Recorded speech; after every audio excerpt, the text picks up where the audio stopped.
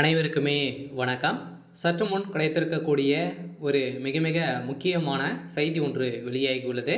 சற்று முன் கரூர் வழக்கில் விஜய்க்கு வெற்றி, நீதிமன்றம் பரபரப்பு தீர்ப்பு, இது மாதிரி செய்திகள் வெளியாயிருக்கு. சதுரடியாக கரூர் கூட்ட நெரிசலின் காரணமாக பார்த்தீங்கன்னா சதுரடியாக 41 உயிர்கள் உயிரிழந்த சம்பவம் பரபரப்பை ஏற்படுத்தியிருந்தது. ஸோ இந்த நிலையில் இந்த வழக்கின் அடிப்படையில் பார்த்தீங்கன்னா ஏற்கனவே தேதி குறிப்பிடாமல் இந்த வழக்கை ஒத்திவைத்திருந்த நிலையில் இன்று பார்த்தீங்கன்னா அதிரடியாக கரூர் வழக்கில் அதிரடியாக நீதிமன்றம் தீர்ப்பு வழங்க போகிறாங்க.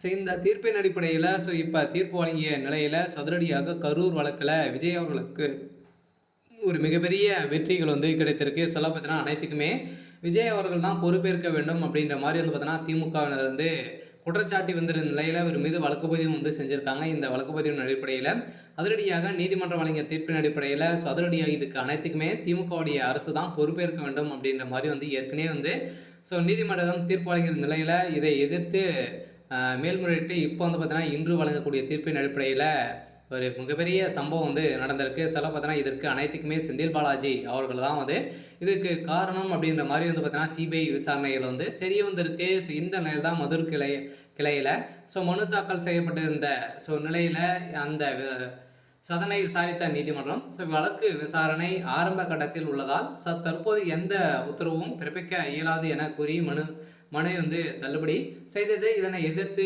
பாதிக்கப்பட்டவர்கள் தரப்பில் உச்சநீதிமன்றத்தில் மேல்முறையீட்டு செய்யப்பட்டு அதே சமயம் கரூர் நெரிசல் தொடர்பாக விசாரணை நடத்த சிறப்பு புலனாய்வு குழு ஒன்றை உச்சநீதிமன்றம் அமைத்து இந்த சிறப்பு புலனாய்வு குழு விசாரணைக்கு தடை கோரி தவிக சார்பில் உச்சநீதிமன்றத்தில் மனு தாக்கல் செய்யப்பட்டது. இந்த மனு தாக்கலின் அடிப்படையில் சதுரடியாக பார்த்தீங்கன்னா இன்று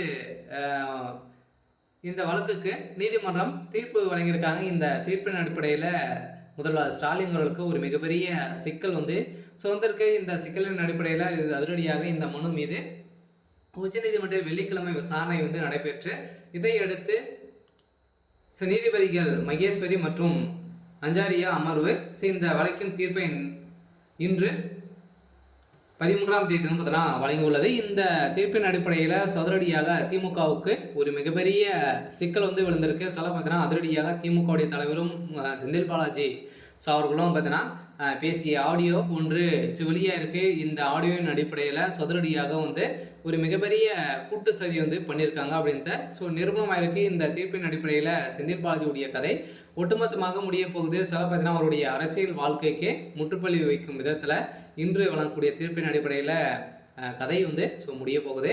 சரி, ஓகே. இன்னைக்கான அப்டேட் இதுதான். மறக்காமல் நம்மளுடைய சேனலை சப்ஸ்கிரைப் பண்ணி சப்போர்ட் பண்ணுங்கள்.